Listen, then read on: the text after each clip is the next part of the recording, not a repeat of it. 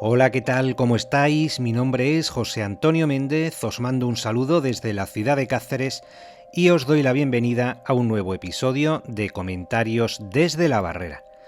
Hoy nos visita de nuevo Diego César Pedrera, que viene a hablarnos del conocido como crimen de Sagrajas, ocurrido en la dehesa del mismo nombre a pocos kilómetros de la ciudad de Badajoz, en la madrugada del 25 al 26 de junio de 1927. En plena dictadura de Primo de Rivera y en plenas ferias de San Juan, 4 rateros de poca monta, el Pájaro, el Combo, Lolín y el Tulio, se confabularon para robar unos sacos de habas.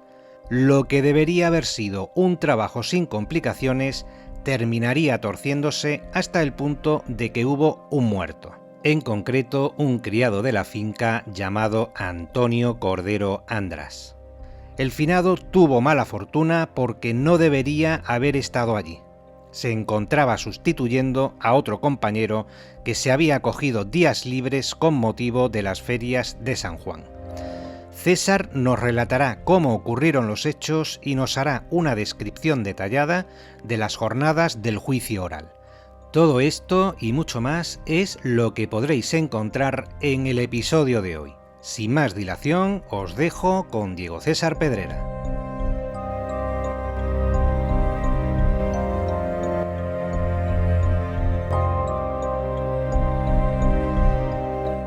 Don Diego César Pedrera, buenas noches y bienvenido a Comentarios desde la Barrera. Buenas noches, Méndez. Pues mira, aquí me tiene muy agradecido, ¿no? por darme voz de nuevo en tu programa y nada, para contar cosas que sucedieron en Extremadura ya hace mucho tiempo. Pues César, nada, yo por mi parte, como siempre, reiterarte mi agradecimiento por colaborar en tu sección en La Brecha. Hoy vamos a abordar un crimen que tuvo lugar en las cercanías de Badajoz, si no me equivoco, bueno, que tuvo lugar en 1927, en plenas ferias de San Juan, y si no me equivoco, como decía, pues este es el segundo crimen que tratamos en el episodio, perdón, en el podcast. El primero fue el crimen de Berzocana, ¿verdad, César? Y ¿Cierto? en este episodio sobre un nuevo crimen, quería preguntarte en primer lugar, ¿cómo tuviste conocimiento del crimen de Sagrajas, que es el crimen del que vamos a hablar? Si fue a raíz de tus investigaciones para documentarte para alguna obra tuya o porque alguien te lo comentó. Lo tenía en el cajón. Este es un crimen que ya sabes que a lo largo de hace unos cuantos de años, pues me interesan mucho estos temas y este crimen en particular, el crimen de Sagraja, lo tenía en el cajón porque, bueno, sí, lo había estudiado ya hace unos años, pero sí que es verdad que luego, a raíz de leer un par de libros, me devolvió la pista de uno de los implicados de este caso. Y entonces, pues, el crimen, el suceso, pues, adquirió para mí mayor importancia. ¿Este crimen lo tienes dentro del catálogo de ese libro que estás preparando también, César, sobre crímenes en Extremadura, bandoleros, o de momento lo ofreces aquí en el canal como primicia? Este como primicia. Fenomenal. Pues yo tengo que decirte, de los episodios en los que estamos colaborando, este me ha resultado bastante dificultoso a la hora de encontrar documentación, porque lo único que he encontrado sobre Sagrajas fue la famosa batalla que tuvo lugar en el 23 de octubre de 1086 entre las tropas cristianas de Alfonso VI y los almorávides. Pero si no es por la documentación que tú me has pasado de la prensa regional de la época, yo en Internet, en Google, no he encontrado absolutamente nada. Esa ha sido la primera dificultad con la que yo me he topado. ¿Tú también has tenido dificultades a la hora de documentarte, César? No, porque este crimen, a pesar de que sucede en plena dictadura de Primo de Rivera, que ya sabemos que no le gustaba al dictador, no le gustaba mucho airear este tipo de sucesos, ¿no? En la prensa, por aquello de darle a España una imagen idílica que no tenía, nada más lejos de la realidad. Pero sí que en prensa histórica se le da, sobre todo en el Correo Extremeño, se le da una cobertura bastante notable para los tiempos que son. Y aparte del crimen que vamos a contar, de ese crimen de Sagraja, que yo creo que va a ser muy interesante, que le va a gustar mucho a la audiencia, También es cuanto menos curioso el trágico papel que desempeñan determinados lugares, como es el caso de la dehesa de Sagraja, el punto donde se desarrollan los hechos, y que no deja de ser un lugar cargado de historia, mucha de ella mala. Y en este sentido podríamos tildarlo a Sagraja como un lugar incluso maldito.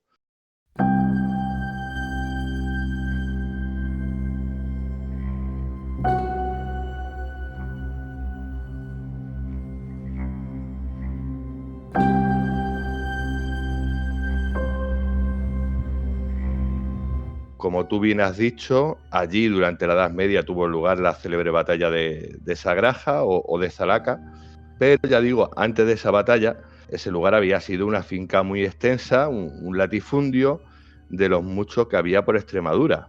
Y hablamos de una tierra regada con sangre, y eso, se quiera o no, siempre pues marca el terreno. Solo ciñéndonos a principios del siglo XX, esa finca de Sagraja, ese latifundio, arrastra una serie de terribles sucesos, a cada cual peor, porque ya en el 1902 hubo otro crimen en esa misma finca. Un trabajador de la dehesa mató a un compañero suyo. Esto fue un calentón que tuvieron mientras desempeñaban pues las faenas del campo. Hay que decir que ninguno de los dos era agente pendenciera, sin antecedentes, sin rencillas entre ellos, dos tipos normales que simple y llanamente pues discutieron y sacaron las navajas a relucir. De hecho, el que había matado al otro pues enseguida se presentó en el cortijo al manijero y contó lo ocurrido. Pero es que un año después, en el 1903, se produce la desaparición del joven Segundo Agapito, del que no vuelvo a tener noticias ninguna. Y ya en 1914, un súbdito portugués que había llegado en cuadrilla a segar a Sagraja, se pega un tiro con una escopeta porque, aun matándose a trabajar, fíjate, el jornal no le llega ni para alimentar a la familia que tiene al otro lado de la frontera. Y por eso se mata de verdad, ¿no? O al menos eso relatan los medios. Para que veamos esa serie, ¿no?, de hechos siniestros que ocurren en esa misma dehesa de Sagraja. Y después, pues, vendría este caso que nos trae esta noche aquí. Pues, don César, si te parece bien, entramos de lleno en la historia y nos trasladamos a la madrugada del 25 o 26 de junio. Ahora también nos aclararás ese dato porque hay controversia, de 1927, como digo, en plenas ferias de Badajoz. ¿Qué sucede esa madrugada, César, y quiénes son los protagonistas del hecho?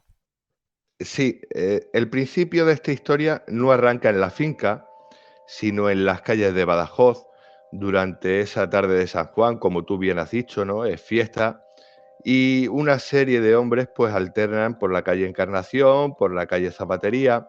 Estos señores son Juan Flores Remedios, alias Combo, está casado, vive en esa misma calle Encarnación, tiene denuncias por escándalo público, lesiones, maltrato, también ha sido condenado por furtivo. Ignoro su edad, pero debe rondar los 40-50 años. Con él se halla Odulio Pérez Rodríguez, más conocido como el Tulio. Este tiene 32 años, casado, con 3 hijos. Es un viejo conocido de la policía, este Tulio, porque fíjate, con solo 21 añitos ya es condenado por estafa, ha falsificado firmas de encargados de finca y de diferentes establecimientos de la ciudad, pues ha extraído ciertos productos, ¿no?, que luego los ha vendido de extraperlo. Además de esto, arrastra delitos por robo, reyerta, escándalo también. Es un individuo que vive prácticamente de noche, trapicheando, delinquiendo.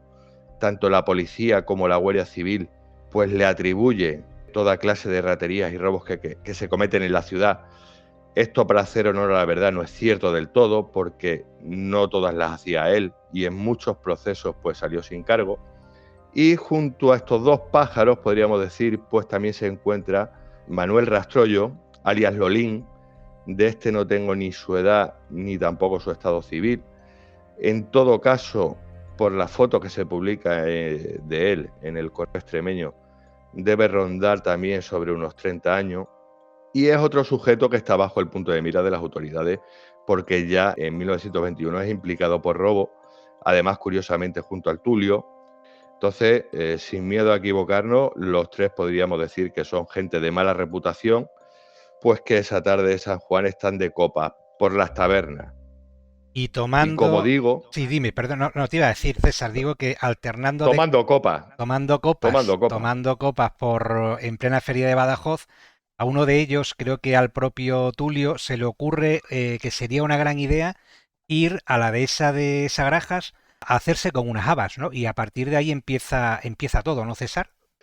Sí, Tulio les propone el plan porque, por lo visto, el año anterior ya había estado, o Tulio, había estado en esa misma finca, también por esa misma festividad de San Juan, y les asegura a sus compinches que en el cortijo pues no queda nadie para vigilarlo y que por lo tanto es un palo seguro.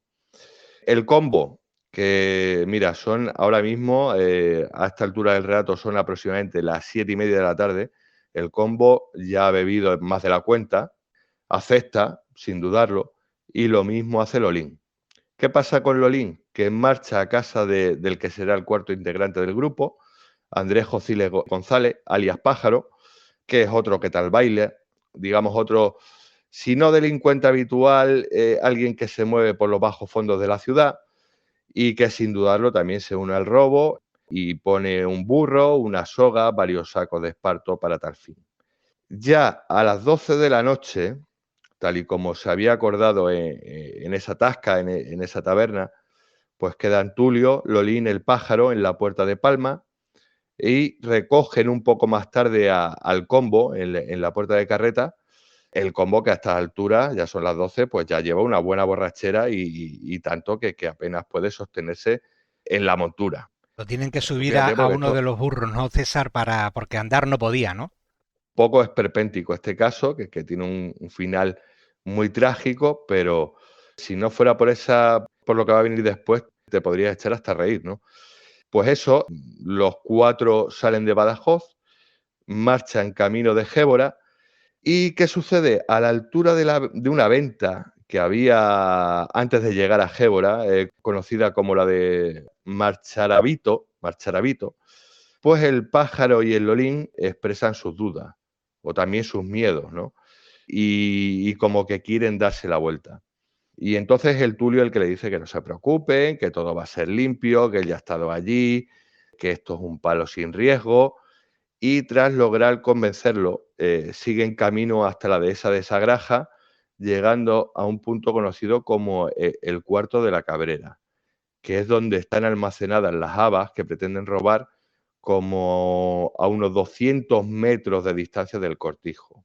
Como Lolín y el Pájaro todavía siguen sin tenerlas todas consigo, no sabemos si intuyen o presienten, ¿no?, la tragedia que va a venir después, pues son los otros dos integrantes de este grupo quienes penetran en la propiedad y regresan al rato con un buen puñado de habas para mostrarle que a estos dos señores que no hay peligro. Y ya a partir de aquí, pues todos van a una.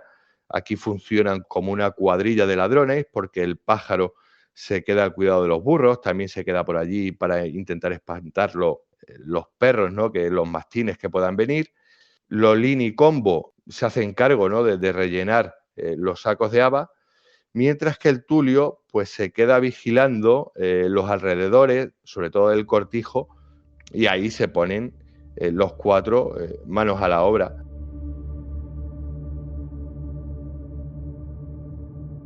¿Qué pasa? Que cuando van por el segundo saco, se dan cuenta de que una silueta avanza hasta ellos en la oscuridad.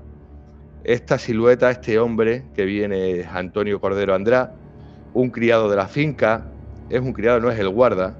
Este hombre también tiene muy mala fortuna, porque no debería estar ahí, no es su cometido vigilar ese campo o esas trojes donde están almacenadas las habas. Pero claro, como el manijero y la mayor parte del personal de esa finca pues está de permiso por la fiesta de San Juan, pues a este hombre, a este señor, le toca hacer la ronda por donde está el género. Y imagínate, ¿no? Antonio Cordero se acerca sin percibir, yo creo, lo que pasa por allí, y todos quedan paralizados, se ven sorprendidos y de repente pues suena un disparo que rompe la paz de la noche.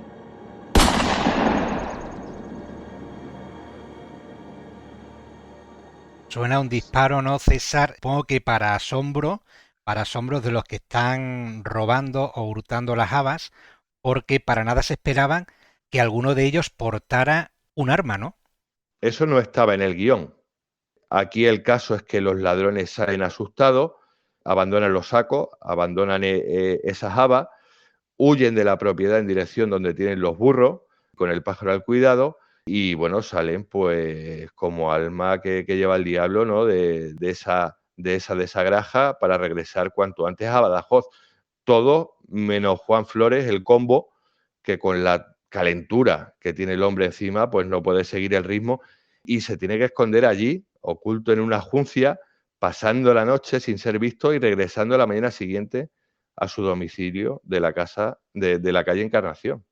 Y para que veas tú la desgracia de todo esto, porque lo que iba a ser un hurto, un robo sencillo, sin complicaciones, pues termina en una tragedia, porque los gritos de dolor de Antonio Cordero, de ese criado de la finca, de ese criado del cortijo, pues llegan a oídos del arrendatario, que se acerca hasta allí, lo ve herido en ese muslo, lo acerca en coche primero al puesto de socorro y más tarde al hospital debido a la gravedad de esa herida, porque hay que decir que la pierna, aparte de la sangre que ha perdido por el camino, pues va muy infectada por haberse introducido por el orificio de entrada telas del pantalón sucias, ¿no? de este hombre, que complican y mucho el pronóstico de Antonio Cordero.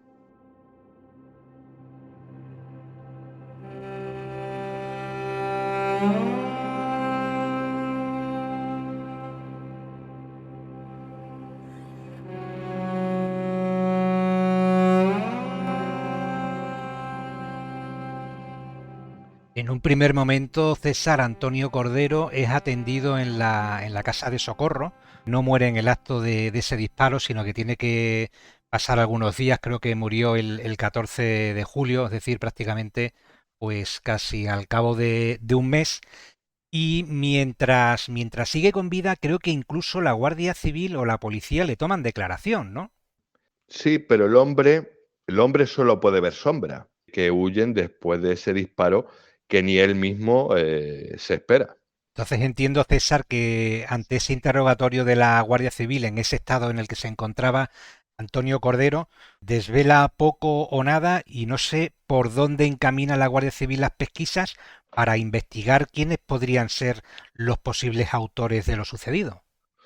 Es que el caso se las trae, es difícil, ¿no? Porque mientras esto que he contado, ¿no? De que todos salen huyendo de allí, de cómo Antonio Cordero es trasladado hasta la ciudad de Badajoz para atenderle, ¿no? De esa grave herida, pues estas 4 personas que han cometido la fechoría regresan a sus hogares y como si no hubiera pasado nada, ¿no? Durante casi 3 semanas continuarán su vida cotidiana sin levantar demasiadas sospechas, pero eso sí, procuran que nadie les vea juntos, no coincidir en tascas y en tabernas, que corra el aire, que corra el tiempo, con el fin de que no se sepa nada.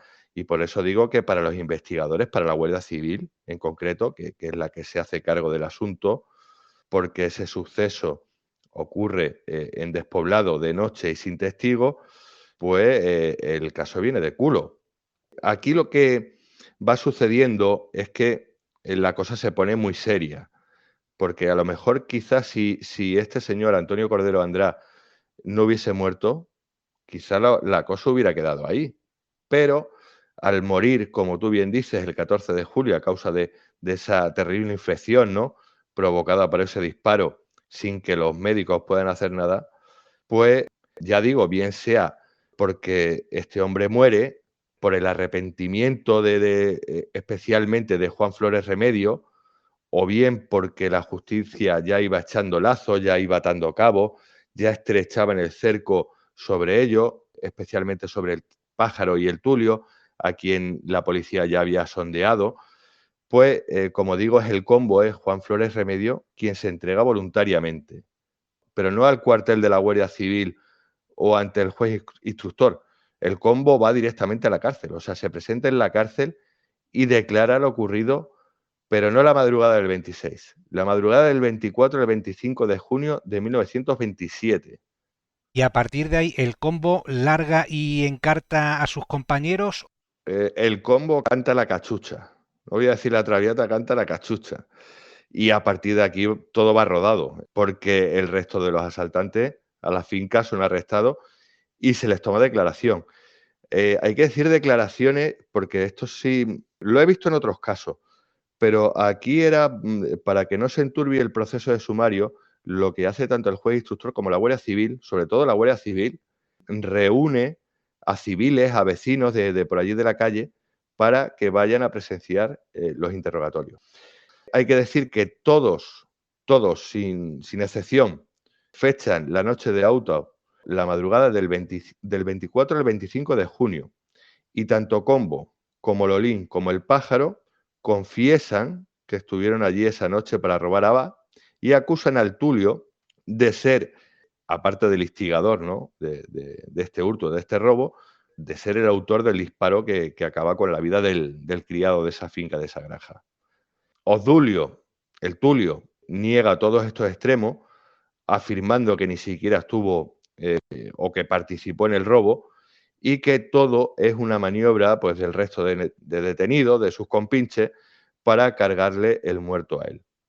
Y esto se mantendrá, o sea, estos testimonios se mantendrá durante todo el proceso de sumario. O sea, aquí no se van a cruzar ni van a cambiar declaraciones. Lo que se dice en un principio es lo que llega a juicio.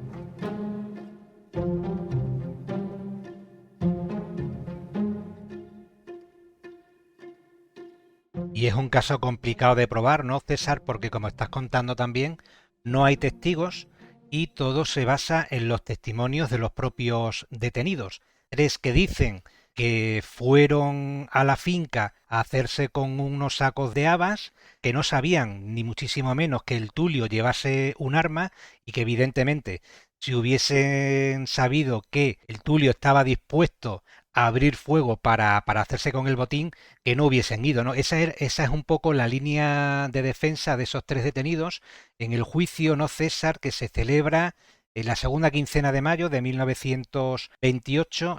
En ese tiempo, César, desde que son detenidos hasta la celebración del juicio, supongo que permanecen en prisión, ¿no? Sí, sí, sí, totalmente.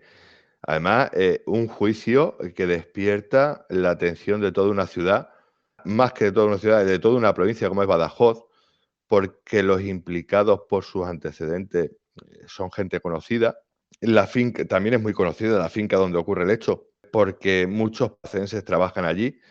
La víctima también es una persona familiar, los dueños. Ya digo, como he dicho al principio, la prensa local, especialmente el Correo Extremeño, que, date cuenta, duplicará las ventas de sus ejemplares debido al seguimiento que hace de todas las sesiones, pues también se hará eco y altavoz de este caso, y el crimen de Sagraja se convierte en una causa célebre en plena dictadura de Primo de Rivera, que también es un hecho reseñable, porque a este tipo de sucesos, ya digo, que durante este periodo de nuestra historia procuraban enterrarse, que no se supiese mucho.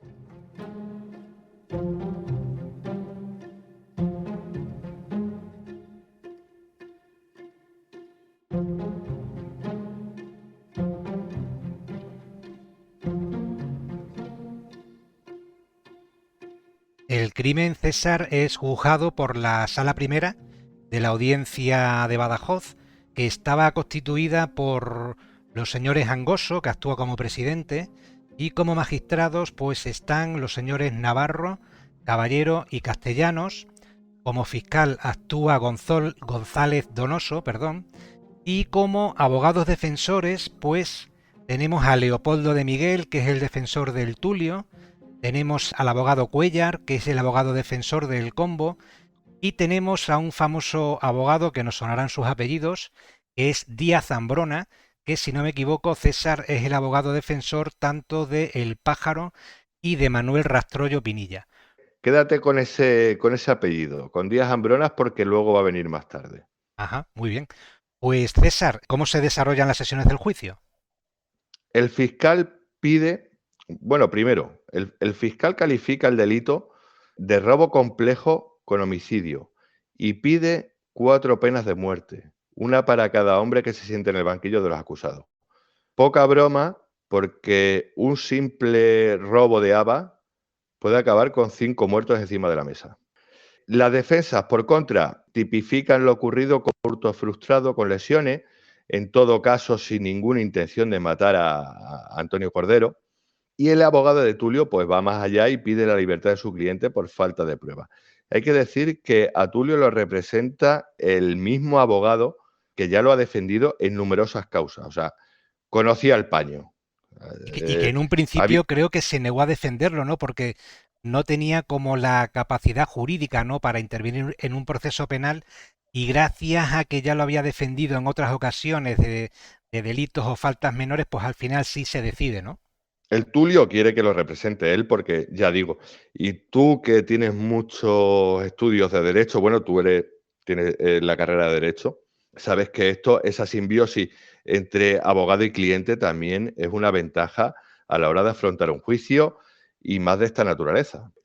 También me gustaría, Eh, César, aprovechar la coyuntura para decir, el crimen tiene lugar en 1927, se les aplica el Código Penal que estaba en vigor, que era el de 1870, ni más ni menos, y que por poco no son juzgados por el Tribunal del Jurado, porque con la dictadura de Primo de Rivera se suspende el Tribunal del Jurado y pasan a juzgar los delitos, bueno, pues personas legas en derecho, ¿no? Entonces, y menos mal, también te digo, ¿eh? Menos mal, porque las cagadas del jurado popular a lo largo de finales del siglo XIX y principios del XX son antológicas. Iban a ir directos al pro Piñuelas, como se dice aquí en Malpartida. muy bien, César. Pues seguimos entonces con el desarrollo del juicio. El primero en declarar es Odulio Pérez, se mantiene sus 13, cree que es un cabeza de turco, un chivo expiatorio, diciendo que nunca estuvo en Sagraja la noche de auto. A pregunta del fiscal, responde que nunca utiliza pistola, que nunca utiliza esa herramienta. Hay que decir que el arma del delito nunca aparecerá, nunca, no se encuentra, y niega ser amigo de los otros procesados, a quienes culpa de quererlo encartar en el caso por ser digamos, un delincuente conocido en la ciudad y para salir ellos de rosita. Hay que decir que su defensa, la defensa del Tulio, el abogado del Tulio, propone una serie de testigos que ven al acusado primero en las barcas y más tarde en varias tabernas, como a eso de las 12 de la noche del 24 al 25. Esto podría ser una coartada, porque supuestamente él había quedado con sus compinches a esa misma hora en la Puerta de Palma para cometer el robo, pero claro, esto se desmonta rápido porque tanto el parte médico de la casa de socorro, donde fue atendida la víctima, como la declaración del dueño de la finca, esas dos declaraciones o esos dos partes se fechan o fechan la noche de auto la madrugada del 25 al 26. Claro, hay testigos que vieron al Tulio, pero el día anterior. Exacto, exacto. Esto es muy importante porque aquí se montan mucho las defensas, ¿no? Aquí se rearman las defensas, pero ya vemos que un simple parte de la casa de socorro, como la declaración del dueño de la finca, que es al que le están robando la finca, que no sabe nada de estos señores ni de los trapicheos que se traen, fechan en la noche de auto, ya digo, la madrugada del 25 al 26.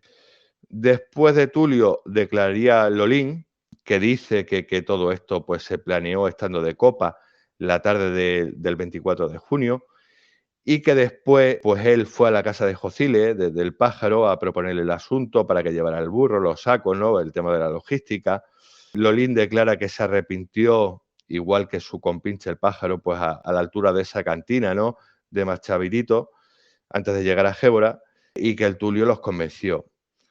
Aquí a Lolín no le tiembla el pulso ante la sala repleta, porque hay que decir que aquello tuvo mucha expectación, pues no le tiembla el pulso en señalar al Tulio como el autor del disparo. Es más, de regreso, ¿no?, a Badajoz, después, ¿no?, de haber quedado malherido a ese criado, pues Lolín increpará al Tulio haber usado una pistola y el Tulio responderle que solo lo hizo pues para asustar.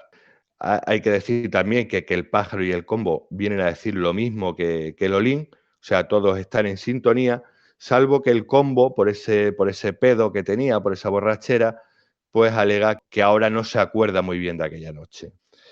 Por si fuera poco, por si pintaban bastos para el Tulio, sale una testigo especial de la acusación, que esta mujer no aparece en sumario.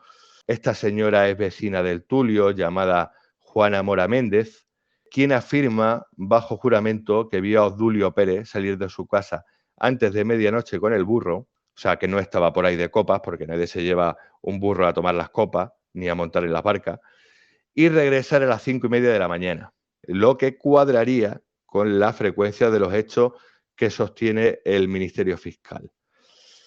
¿Qué pasa? Que aquí la defensa acusó a la testigo diciendo que solo era una amante despechada del Tulio, que se la tenía jurada porque había roto con ella. Y porque esa persona estaba casada, ¿no, César? Esa testigo. Yo no sé si esa testigo estaba casada. Quien estaba casado era el Tulio, que tenía 3 hijos también. Y nada, luego más tarde también testificará Bartolomé González. Este es el arrendatario de esas tierras donde se intenta robar las habas. Es el arrendatario, ¿no, Y César? Que se ha cortado un poco la comunicación. Efectivamente, el arrendatario, quien afirma pues que su empleado Antonio Cordero pidió auxilio después de ser alcanzado por ese disparo, como a eso de la 1 de la madrugada. Él lo escuchó, fue a por él. Ya hemos contado ese trágico periplo, ¿no?, que padece la víctima, primero por el puesto de socorro, después por el hospital hasta que muere, y valora el botín de los ladrones, que no logra sustraer, en unas 50 pesetas. O sea, la vida de un hombre vale 50 pesetas. También dice que varios criados suyos a la mañana siguiente del suceso vieron por la finca al combo, pero que tampoco le dieron mayor importancia porque el combo también iba mucho por allí, ¿no?, a cazar en plan furtivo y a dar algunas peonadas o algún... Porque también, bueno, esta gente alternaba lo que era el trabajo en el campo, pues con pequeñas fechorías o hurtos menores, ¿no? Aquí lo más relevante, ¿no?, aparte de, bueno, pues esa diferencia, ¿no?, en la fecha de auto, es la lucha que sostiene el fiscal con la defensa para marcar el delito en hurto o en robo. Y el hurto, habría que decir, se comete sin violencia para afanar lo ajeno, y el segundo, pues ejerciendo daño físico, como fue el caso. Y ahí estaba la madre del Cordero, Méndez.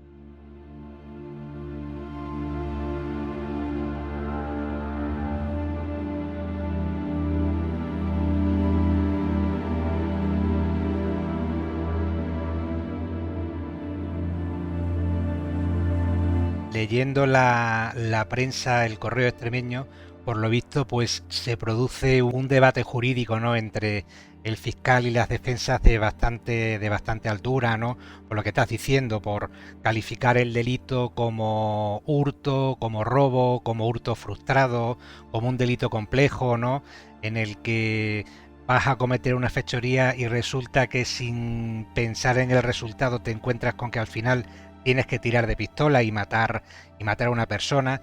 Y ya digo, la propia prensa pues resalta ese debate jurídico. ¿Sabemos durante cuántas sesiones se prolongan las vistas del juicio oral, César? No lo sé exactamente, pero creo que son sesiones pueden ser De mañana y tarde, ¿no? 4 o 5, sí, maratonianas. Esto empezaba por la mañana, además por la mañana que llevaban a los reos por allí, por las calles, ¿no? Allí ya se juntaba una muchedumbre, porque ya el caso, como digo, había adquirido una notoriedad, ¿no? Ya no solo en la ciudad, sino en la provincia de Badajoz, pues bastante reseñable. Y bueno, luego la sala se llenaba, entraban allí a empujones, a codazos, y bueno, creo que serían alrededor de 4 o 5 sesiones. Lo mejor, yo creo o lo más positivo de la vista, es que todo esto debía de juzgarlo una serie de magistrados, ¿no?, que formaban parte de, como tú bien dices, de la Sala Primera de la Audiencia de Badajoz, y no un jurado popular. Y bueno, hay que decir que finalmente, con lo que había encima de la mesa, impone la cadena perpetua a Obdulio Pérez Rodríguez, alias el Tulio, por considerarlo autor del disparo, y la cabeza pensante, ¿no? de aquel robo fatídico. Y finalmente, Y ¿no? César se le condena como autor de un delito complejo de robo frustrado y de homicidio, ¿no? Es decir, que son tenidas en cuenta las tesis del fiscal, perdón. Y aparte de esa cadena perpetua, que es la pena más grave, la más importante, también se le impone pues otra pena de multa de 100 pesetas, ¿no? Como autor de un delito de tenencia ilícita de arma de fuego. Y a los tres, a los otros tres encausados, César, ¿qué pena se le impone? eh, para terminar, con Tulio tuvo suerte, porque aparte de sostenerse las tesis de fiscal, pues había agravantes de nocturnidad, de despoblado y alevosía. O sea que tuvo suerte porque podría haber acabado en el garrote. Luego, a los tres restantes, a los tres reos restantes, se le impone una sanción bastante lasa, porque no deja de ser una multa de 500 pesetas, y los tres salen en libertad a finales de julio de ese mismo año, de 1828.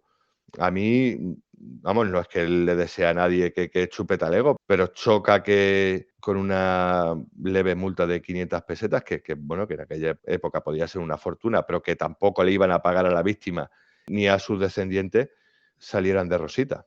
Claro, fueron sentenciados solamente a esa pena exigua, ¿no? De 500 pesetas, porque finalmente fueron acusados simplemente por un delito de hurto en grado de frustración. Los magistrados tuvieron en cuenta que ellos fueron allí a robar habas y que el hecho de que el Tulio sacara una pistola, pues no entraba dentro del iter criminis que ellos tenían planificado y por eso se libraron también de la cadena perpetua. Sí, aquí la verdad es que Tulio es el que recibe el mayor castigo de la justicia. Lo mandan a prisión, lo mandan al penal del Dueso, que además era una cárcel bastante dura, o sea, casi pareja con los penales africanos. Y quedándonos con el Tulio, porque yo creo que es el verdadero actor, ¿no? De toda esta historia, por esa vida dedicada al crimen, por criarse también en un entorno tan hostil como eran determinadas calles de la ciudad de Badajoz, ¿no? En ese primer siglo o en ese primer tercio del siglo XX. También no debemos olvidarlo con la situación que vive España, que se cae a pedazos, porque estamos hablando ya del 1928, con un clima de violencia que se respira tanto en ciudades como en pueblos, por todo el país, y se suceden los trágicos episodios que desembocan en la guerra civil. Y es que hasta allí, hasta la guerra civil, llega el recorrido del Tulio y, claro, y aparece en esos días convulsos antes de que la columna del general Yagüe entre a sangre y fuego en la ciudad. Tulio, hay que decir que Tulio obtiene la libertad condicional en febrero de 1934, o sea, es condenado a cadena perpetua, pero se le pone en libertad condicional en febrero de 1934 porque las prisiones están a reventar por ese clima de violencia que hacía mención. Ignoro si el Tulio se afilia a algún partido político o sindical de izquierda. El caso es que vuelve, regresa a Badajoz y cuando estalla la guerra civil, pues Badajoz se mantiene fiel a la República, pero claro, con el caos del momento, el principio de autoridad, ¿no? Se resquebraja, son los milicianos armados quienes se hacen cargo del orden, ¿no? de la ciudad, mientras las tropas de Franco, las tropas sublevadas al mando de Yagüe, pues avanzan hasta plantarse a las puertas de la ciudad de Badajoz. Y Tulio aparece como uno de esos milicianos durante ese dominio rojo de la ciudad, como lo citan algunos libros, ¿no? Gracias a ellos he recuperado la pista del Tulio. Uno de los libros es La columna de Francisco Espinosa, el otro libro, La batalla de Badajoz, de Héctor Alonso. ¿El primer Son ellos libro los cuál es, que... César, que se ha cortado? La columna de... De la muerte. Pues ya digo, gracias a estos dos autores, yo recupero la pista del Tulio, porque participa en hechos deleznables, como el asalto a a la prisión provincial. O sea, estamos hablando de un asalto a a la prisión provincial, que es republicana, antes de que las tropas sublevadas tomen la ciudad, ¿no? Aquí no sabemos si se quería hacer una saca o un ensayo de lo que más tarde sería Paracuello. El caso es que el Tulio participa y también otro dato muy reseñable, muy trágico, es el asesinato del político y abogado Díaz Ambrona, que casualmente fue el abogado, creo que de Lolín y otro más, lo hemos citado antes, ¿Sí? compañero de banquillo del Tulio durante el juicio de Sagraja. O sea, para que vea las vueltas que da la vida. O sea, Díaz Zambrona es asesinado por los milicianos, César, o por las tropas del general Yagüe. No. Por los milicianos republicanos, que como digo, en ese momento de incertidumbre, de caos, a raíz, ¿no?, de esa columna asesina, porque, bueno, lo que hace Yagüe en Badajoz, yo creo que es el peor episodio, ¿no?, de nuestra historia, ¿no? Esa plaza de toros reconvertida en matadero de hombres y mujeres. Pero ya digo, el Tulio, que veremos a ver si el Tulio no muere también en esa misma plaza de toros. ¿Se sabe si el Tulio tuvo participación en el asesinato de Díaz Zambrona? Sí, se cita, en este par de libros se cita. ¿Del resto de los procesados, César, se sabe algo? ¿Del Olín, No, del Combo? del combo sí se sabe. O sea, del combo se sabe que, bueno, que luego más tarde, años después del juicio y de su sentencia, de esa multa que le imponen, pues estará implicado pero en hurtos menores, o sea, hurtos de aves, furtivismo, delitos menores, o sea, pero no en estos hechos tan trascendentes en nuestra historia como participa el Tulio. Del Tulio, entonces, fecha concreta de su muerte no se tiene noticias. Se presupone que a lo mejor pudo morir durante la matanza de Badajoz. Si no cayó allí, igualmente fue fusilado en el 41, porque sí que aparece una reseña en internet y tenía sentencia de muerte.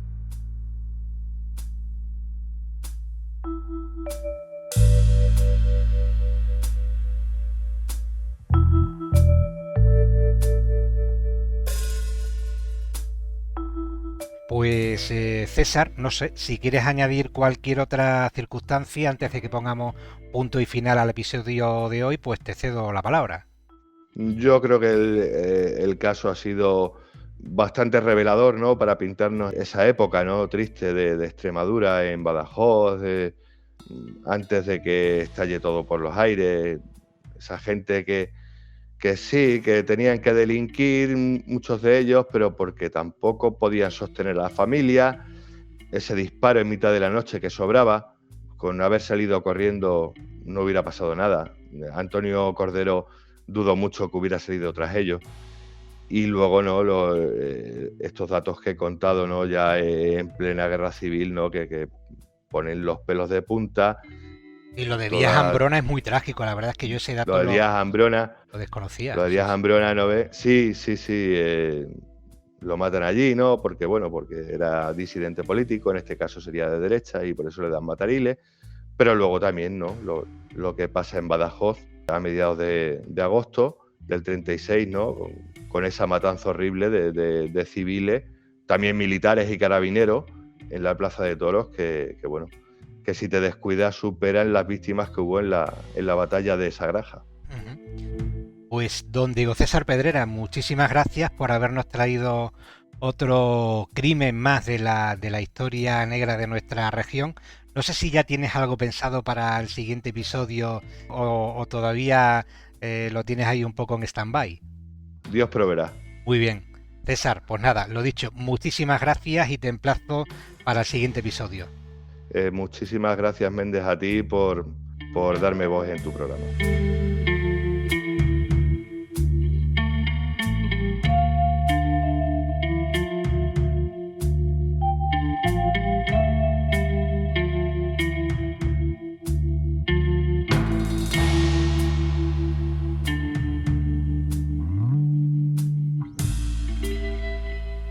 Y hasta aquí, queridos oyentes, el episodio de hoy. Esperando que haya sido de vuestro interés, me despido de todos vosotros agradeciendo vuestra atención. Nos escuchamos en una semana más o menos, que supongo que ya tendré preparado el segundo episodio de la serie dedicada a Pau Gasol. Hasta entonces, recibid un cordial saludo.